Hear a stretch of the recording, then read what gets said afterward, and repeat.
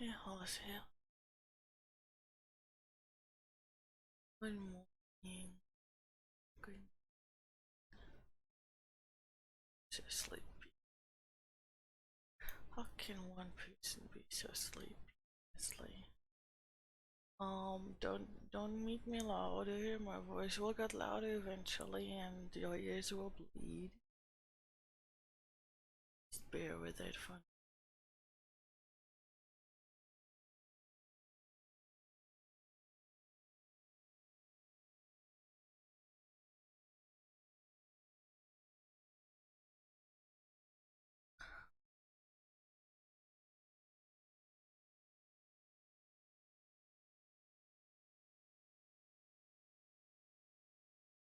Just forgot.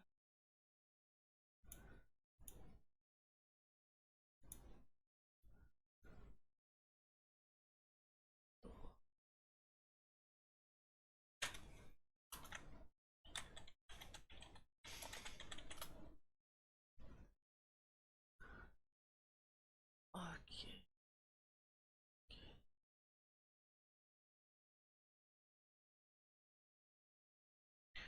So, um, I hope I can do this properly because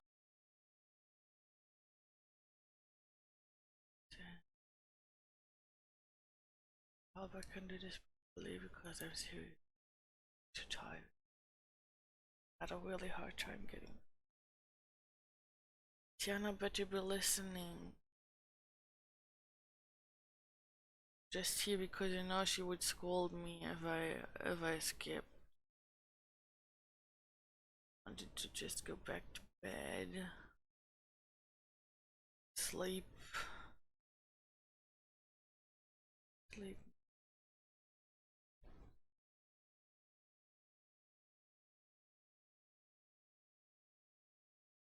Won't tell her what.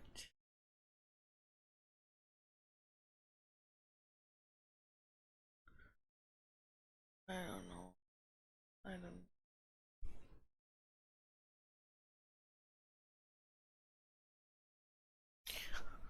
Okay, okay. Heidi, which chapter? I know it's the chapter where we meet the grandmother. Grandmama. Clara's grandmama. Not Peachy, not Peter's grandmother, but Clara's grandmother. Mm. So, as usual, I got basically anything that makes sound turned off, and won't be able to respond to chat as well. Maybe I should put a disclaimer for that, honestly. Now that I think about it. Wait, let me make.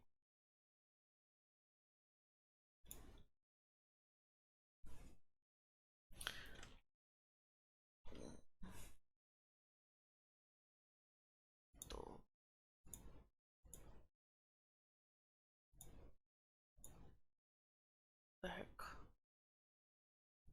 To. No.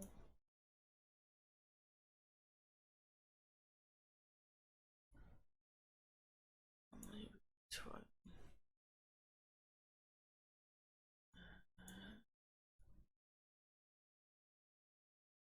One. It says 4. What's wrong with my text sources? Gosh. To.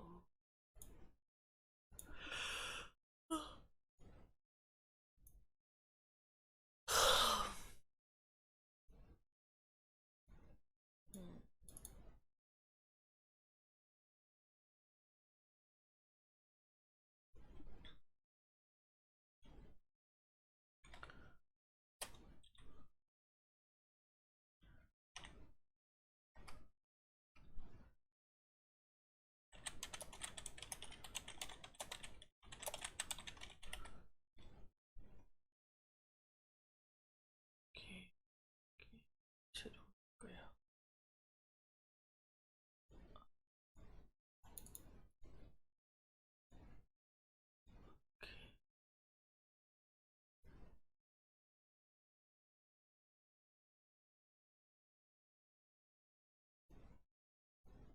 I'm so sorry you have to deal with me basically being half asleep.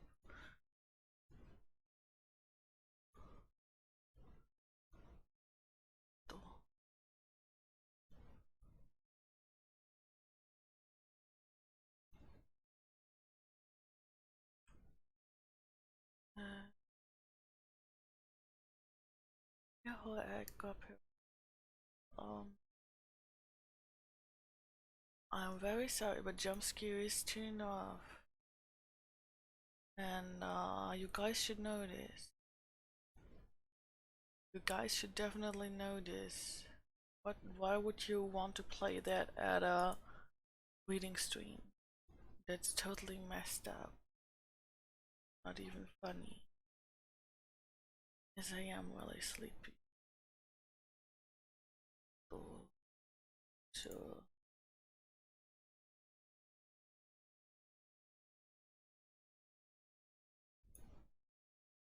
if you want to waste your bits, feel free. Honestly.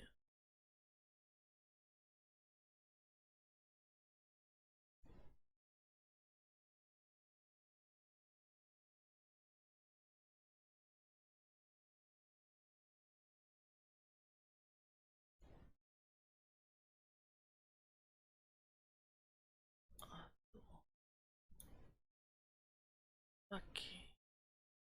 Okay. Shall we? Shall we start? Don't forget, as I said, I won't be very responsive. And yeah, I will look up every now and then. I will drink every now and then.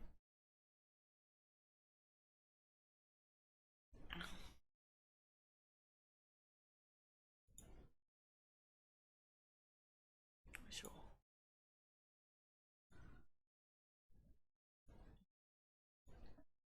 Also, let's put this one.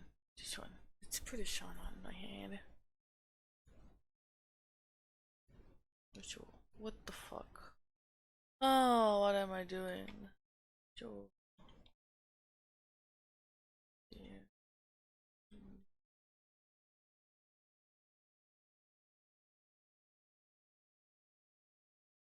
Am I slightly out of it? Yes, I am.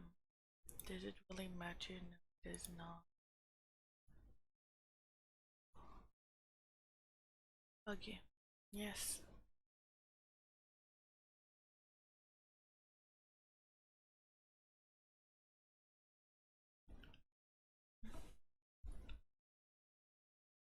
Attends. Good. Okay, okay, I'm awake.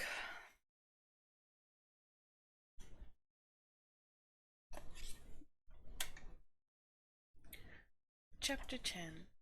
A Grandmama. On the following evening, there were great expectations and lively preparations in the Sesemann. It was plain to be seen that the expected lady was of great importance there, and that everyone felt deep respect for her. Jeanette had put a brand new white cap on her head, and Sebastian had collected a great number of footstools, so that the lady might find one under her feet wherever she might sit down.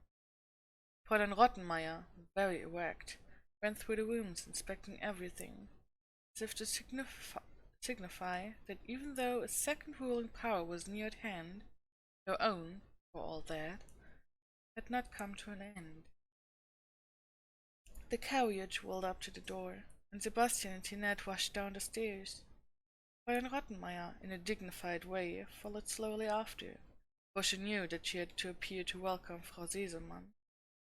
Heidi had been told to go to her room, to wait there until she was called, for the grandmamma would first go to see Clara, would wish to see her alone. Heidi sat down in a corner and repeated what she was to say to Frau Sesemann. She did not have long to wait before Tinette thrust her head a very little way in at the door and said brusquely, as usual, "Go into the library."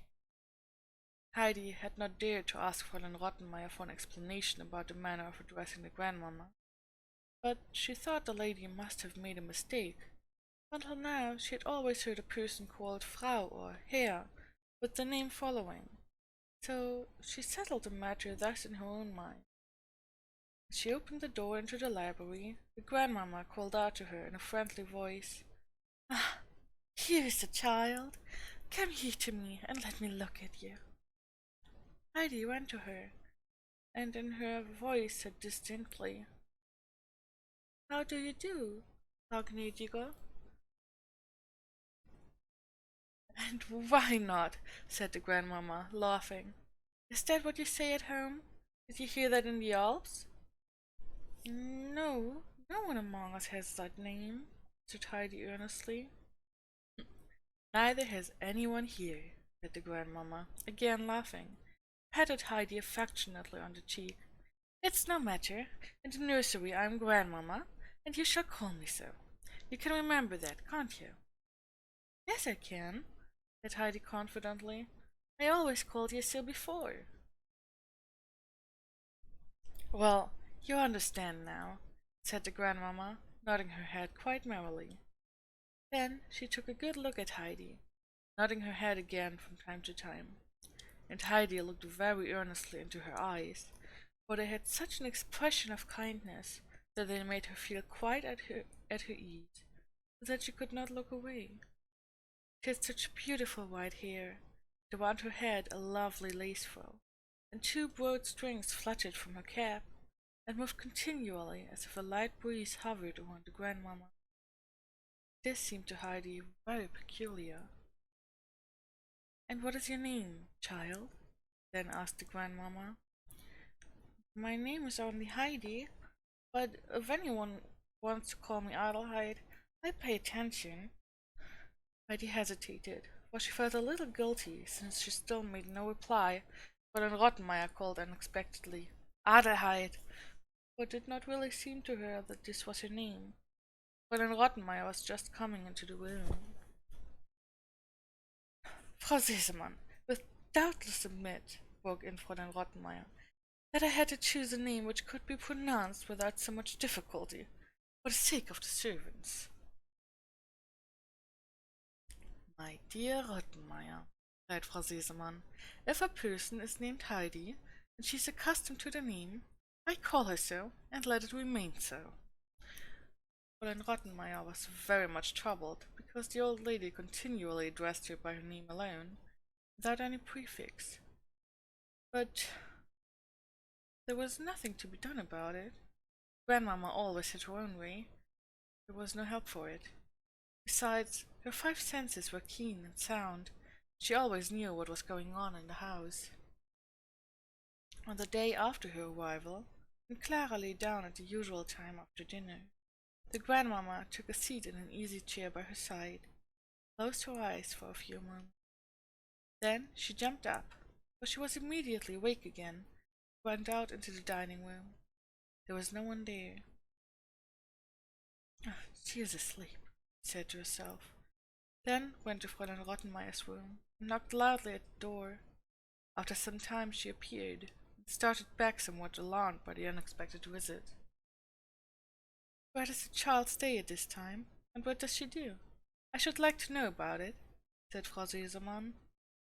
"She sits in her room, where she might busy herself with something useful, if she had the slightest inclination to do anything. But Frau Sesemann ought to know what absurd things this creature often plans, really carries into effect, things which I could hardly speak about in fine society. I should do the same if I had to sit there alone as this child does, I assure you, and you would see how you would speak of my nonsense in refined society. Now bring the child out and fetch her to my room. I want to give her some pretty books I have brought with me."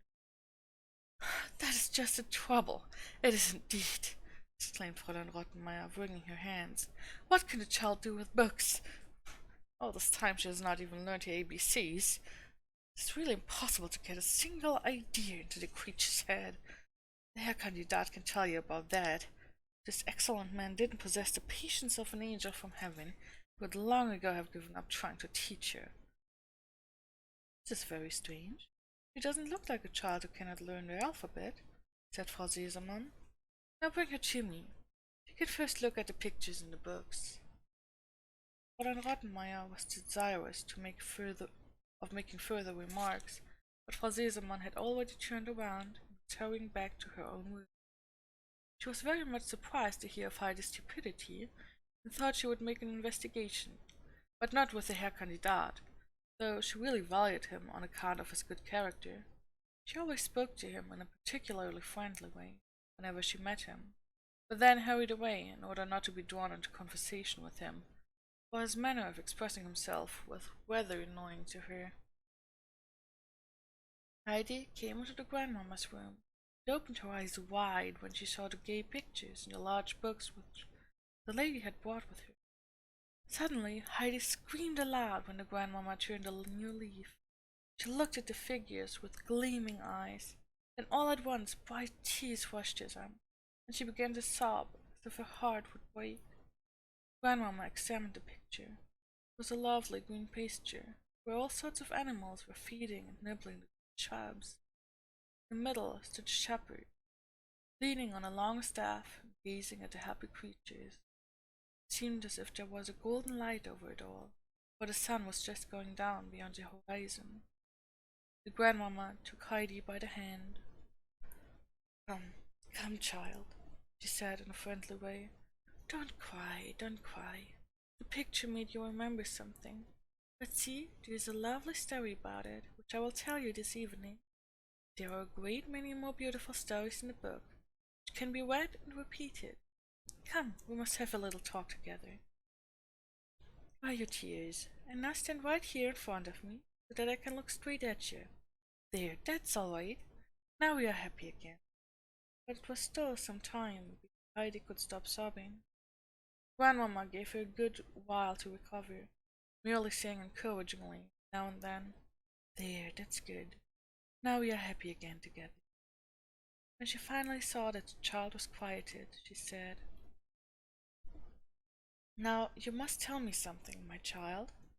How do you get along in the study hours with the Herr Kandidat? Are you studying well, and have you learned something?" "Oh no," answered Heidi, sighing. "But I knew that it couldn't be learned." "What could not be learned, Heidi? What do you mean?" "People can't learn to read. It's too hard." "What an idea! And where did you hear this news?" "Peter told me so, and he knows about it. He has to keep trying, but he can never learn. It is too hard." "Well, Peter is a strange fellow. But see here, Heidi, you must not always take for granted what Peter tells you. You must try for yourself.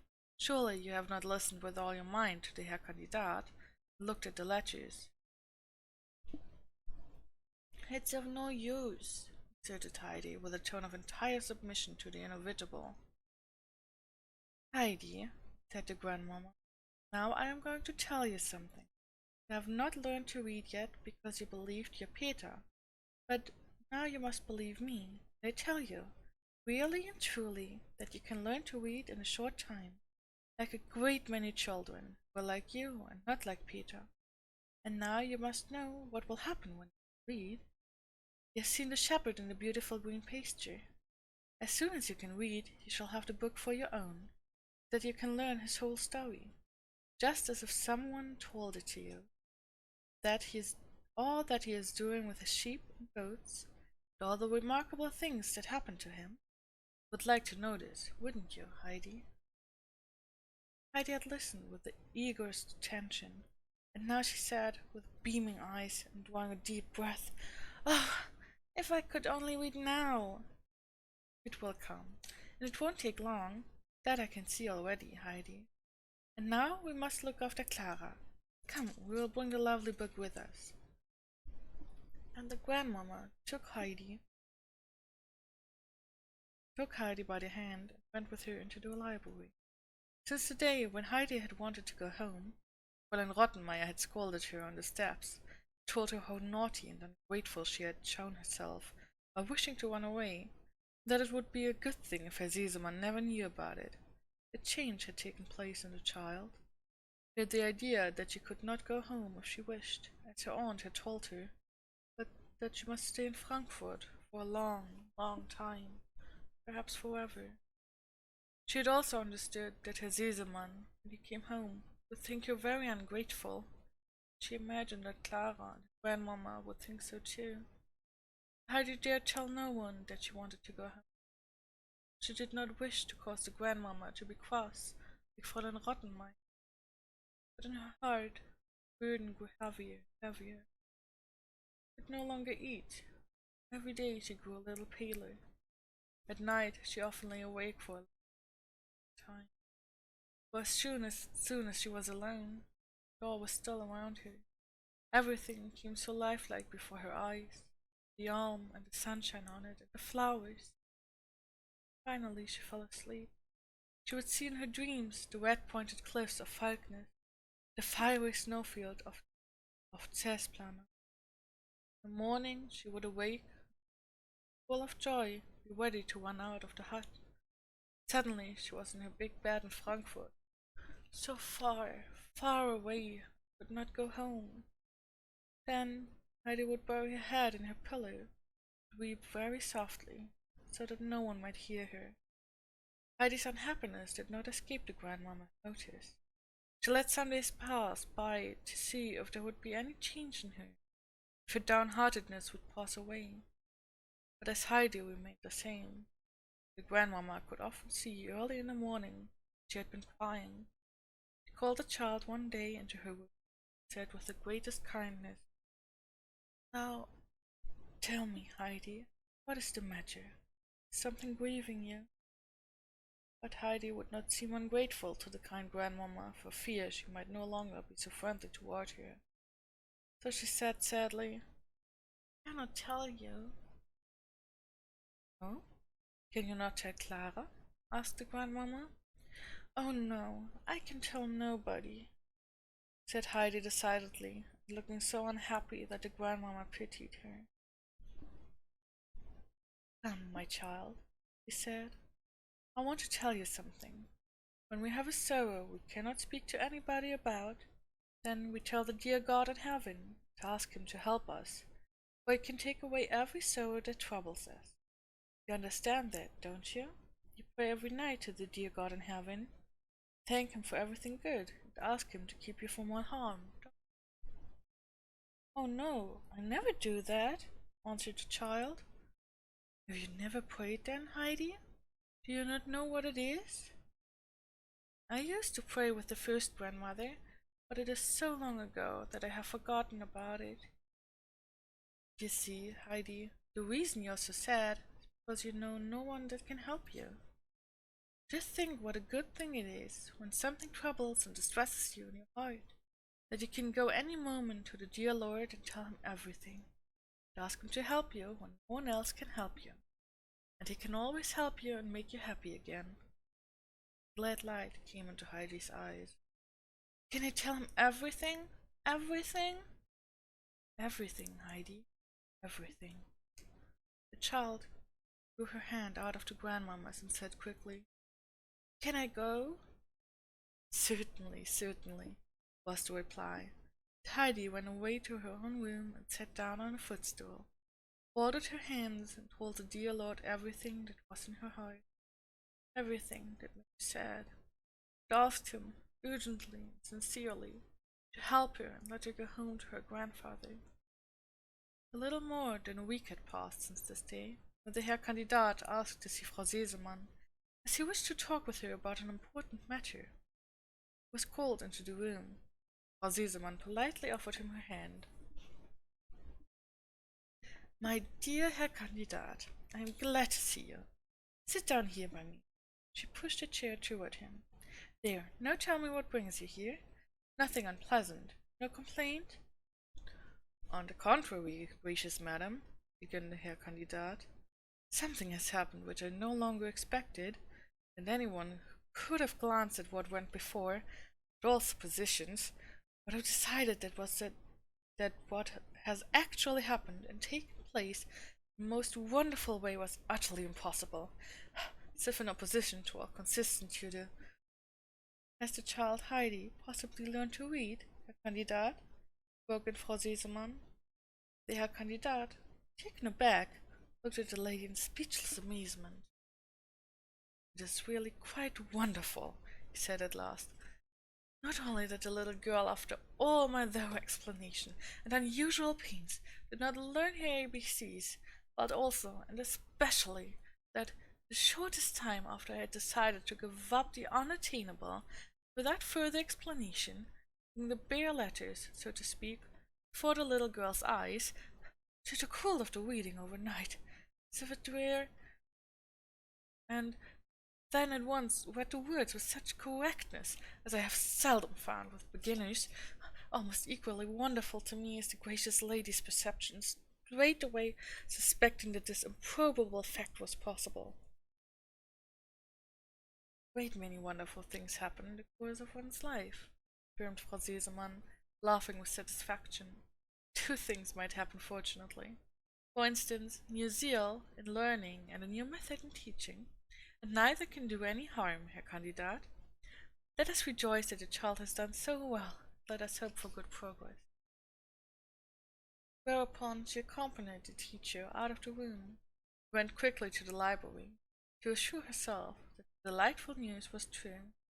It was, dear said Heidi, reading a story to Clara, with growing eagerness pushing into the new world opened to her. Men and things suddenly became alive and stepped out of the black letters and took part in affecting stories. That same evening, as they were sitting down to the table, Heidi found a large book with the beautiful pictures lying on it.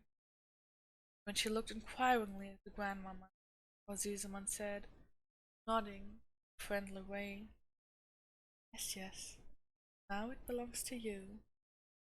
For always? Even when I go home? Asked Heidi, blushing with delight.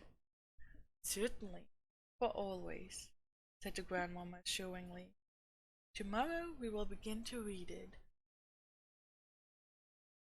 But you're not going home, not for a good many years, Heidi, broke in Clara. If grandmamma goes away, you must surely stay with me. Before she went to sleep, Heidi had to look at her beautiful book in her. From that day forth, she liked nothing better than to sit with it, reading over and over again the stories to the lovely pictures. In the evening, the grandmamma would say, now Heidi will read to us, and this delighted the child, for now she could read easily. And as she read the stories aloud, they became much more beautiful, and she understood them better. The grandmamma explained so much to her, and always told her still more about them. Heidi liked to look again and again at the good pasture and the shepherd in the midst of his flock, standing so contentedly, leaning on his long staff, for there he was still with his father's flock, following the merry lambs and goats. This was his delight. Then came the picture where he had run away from his father's house. He was in a strange land, obliged to tend the swine, had grown very thin, because he had nothing but husks to eat. The sun no longer shone so golden in his picture. The land looked grey and gloomy. There was still another picture to the story, which the old father, with outstretched arms, coming out of the house, running to welcome the penitent son, in a ragged jacket, returning home, faint-hearted, stood away. This was Heidi's favorite story, and she read it over and over again, both aloud and to herself. She was never tired of hearing the explanation the grandmamma gave. There were a great many other beautiful stories in the book, and with reading these and looking at the pictures, days passed away quickly. The time soon drew near when the grandmamma decided to go home.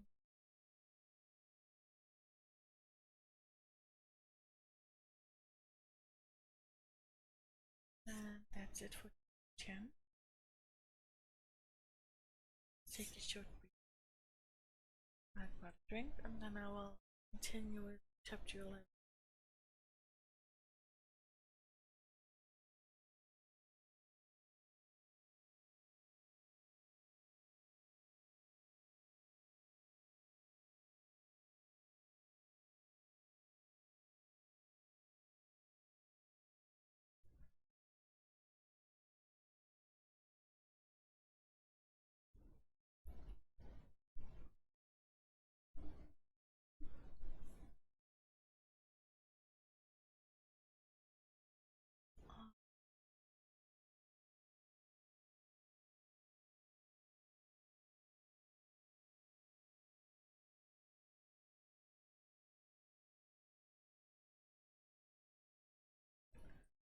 Chapter 11. Heidi improves in some respects, and in others grows worse. Every afternoon, Clara was lying down. Fräulein Rottenmeier, apparently in need of rest, mysteriously disappeared. The grandmamma sat down by Clara for a while, but after 5 minutes she was on her feet again, and always called Heidi to her room to talk with her, keep her busy, and amuse her in various ways. The grandmamma had pretty little dolls and pieces of the most marvelous bright-colored materials, which she showed Heidi to make into dresses and aprons and cloaks for them. So the little girl unconsciously learned to sew. Now that Heidi could read, she always read some of her stories aloud to the grandmamma. This gave her the greatest pleasure, for the more she read them, the dearer they became to her. Heidi entered so vividly into the characters and their experiences that she felt closely related to them, took more and more pleasure in their company. But she never looked quite happy. There was no longer any merriment. Why? It was the last week that the grandmamma was to spend in Frankfurt. She had called for Heidi to come into her room. Clara was taking her nap. Heidi entered with a big book under her arm. Grandmamma motioned her to come close to her, laid the book aside, and said, "Now come, my child. Tell me why you are not happy. Have you still the same trouble in your heart?" "Yes," Heidi, nodding. "Have you told the dear Lord about it?" "Yes." "Do you pray every day that all may be well, that he will make you happy?" "Oh no, I don't pray any more." "What do you tell me, Heidi? What do I hear? Why don't you pray any longer?" "It's of no use. Dear Lord did not listen. I really believe," continued Heidi, somewhat excited, "and so many, many people in Frankfurt are praying together at night. The dear Lord cannot pay attention to them all, so he has certainly not." "Why, how do you know that this is so, Heidi?" "I read the same prayer every day for many long weeks. The dear Lord never answered me." "That is not so, Heidi. You mustn't have such an idea. You see, the dear Lord is a good father to us all. He always knows what's good for us if we do not know it. But if we want something from him that is not good for us, he does not give it to us. It's something much better if we continue to pray to him sincerely, do not run away and lose all confidence in him. You see, what you wished to ask of him was not good for you just now. The dear Lord heard you. He can hear and see everyone at the same time, because he is God and not a human being like you and me. Because he knew what was good for you, he thought to himself, 'Yes, Heidi shall have what she asks for, but not until it is good for her, when she will be quite happy about it. But if I should do now what she wants, and she finds afterwards that it would have been better if I had not done what she wished, then she would cry and say, if only dear Lord had not given me what I asked for. It is not so good as I thought it would be.' While the dear Lord was looking down to see whether you really trusted him, came to him every day and prayed when you needed anything, you have run away, no longer prayed, and quite forgotten him. But you see, when one does so, and the dear Lord no longer hears his voice in prayer, he forgets him too, and lets him go whither he will. But when one is in trouble and complains, 'There is no one to help me,' feel no pity for him, but say, 'You yourself ran away from the dear Lord, would have helped you.' Do you want it to be so, Heidi? Will you go right away to the dear Lord and ask his forgiveness, having turned away from him, and pray every day and trust him so that everything will be made right for you, you may have a happy heart again?" Heidi had listened very attentively. Every word of the grandmamma had gone to her heart. The child had perfect confidence in her. "I will go now, right away, and ask God to forgive me. I will never forget him again," said Heidi penitently. "That is right, my child. He will help you at the right time. Only be trustful," said the grandmamma encouragingly. Heidi ran away to her room at once. prayed earnestly and penitently to the dear Lord, and asked him to not forget her, but to look down upon her again. The day for the grandmamma's departure had come. It was a sad day for Clara and Heidi, but the grandmamma managed it so that they were not aware that it was a sad day, but rather a festival until she went away in the carriage. Then the house seemed as empty and still as if everything had come to an end. For the rest of the day, Clara and Heidi sat as if lost, did not know what would happen next. The next day, when the lessons were over, it was time for the children to sit together as usual. Heidi came in with her book under her arm and said, "I am always going to read to you. Would you like to have me, Clara?" Clara agreed to this proposal, and Heidi made haste to begin her task. But it was not long before it all came to an end. Heidi had scarcely begun to read a story, which told about a dying grandmother. She suddenly screamed aloud, "Oh no! The grandmother is dead!" She burst into pitiful weeping. Everything that Heidi read was to her actually taking place. She believed nothing else than that the grandmother on the arm was dead. So she cried louder and louder. "Now the grandmother is dead. I can never go to her. She has never had a single wool." Clara tried to explain to Heidi that it was not the grandmother on the arm, but an entirely different one, whom the story was telling about. But even when this mistake was finally made clear to the excited Heidi, she could not calm herself, and went on crying inconsolably, for the thought had been awakened in her mind that the grandmother might really die, and her grandfather too, while she was so far away. And then she should go home after a long time, so still and lifeless on the elm, would be all alone, never again see those who were dear to her. In the meantime, Fräulein Rottenmeier had come into the room and heard Clara's attempt to explain Heidi's mistake. But when the child still could not stop sobbing, she went with evident signs of impatience toward the children and said in a decided voice, "Adelheid, we have had enough of your useless screaming. I want to tell you something. If you ever again, while you are reading your stories, give vent to such an outbreak, I will take the book away from you and not return it." This made an impression. Heidi turned pale with fright. The book was her dearest treasure. She hastily dried her tears, and swallowed and choked down her sobs with all her might, so that no further sound was heard from her. This means took effect. Heidi did not cry again, no matter what she read, but many a time she had to make such an effort to control herself, not scream out, that Clara often said, quite surprised, "Heidi, you are making the most frightful faces I ever saw." But the faces made no sound, did not offend Dame Rottenmeier, and when Heidi had overcome her attack of desperate sadness, everything went on in the old way and passed along quietly. But Heidi lost her appetite, was so thin and pale that Sebastian could hardly bear to look on and see how the child let the nicest dishes pass by untouched.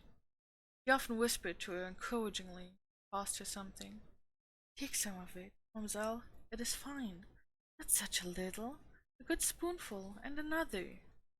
But his fatherly advice did no good. Heidi ate almost nothing at all.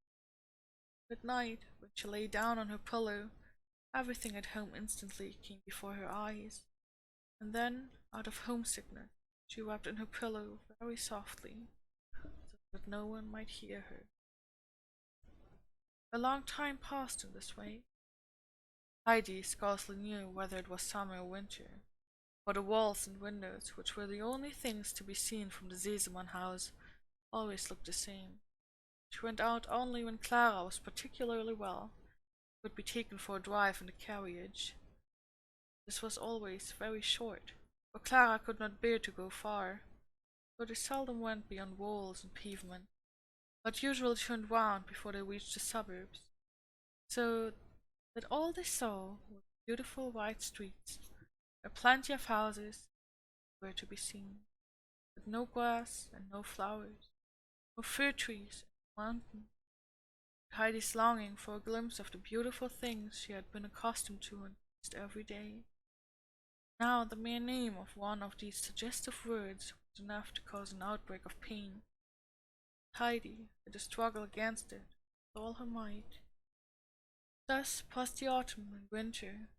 The sun had already become so dazzling on the white walls of the houses opposite that Heidi surmised the time was drawing near for Peter to drive the goats up on the elm again.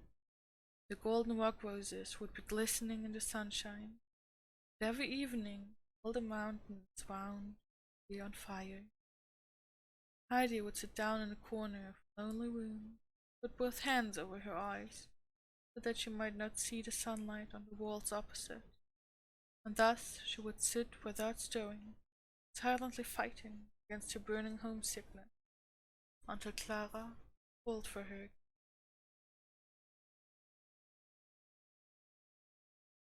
It was chapter 11. Hello, Huffy. Welcome. Nice to see you. Sorry for not greeting you, but while I read it can be quite difficult to greet someone. What's day for today? Because next chapter is rather long and I will sleep all well. I'm kind of tired, so it's a taxing usual. Thank you so much for stopping by. We will be meeting probably Thursday, maybe on the. I'm not sure.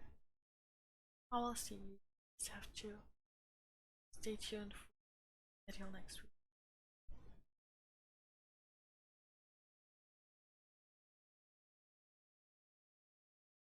Today I think I will actually rate someone.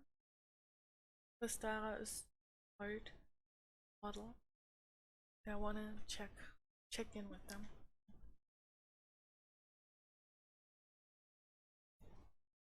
So there's probably not many people here.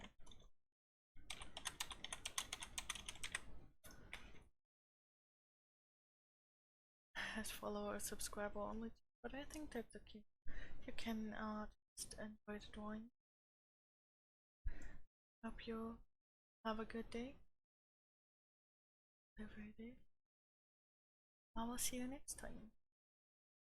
Oh wait, Cookie. Hello Cookie, thank you for gifting subs. What's happening? I'm just ending. Thank you very much. Okay, I will. I will see you next time. Probably on Friday. Okay. Bye bye.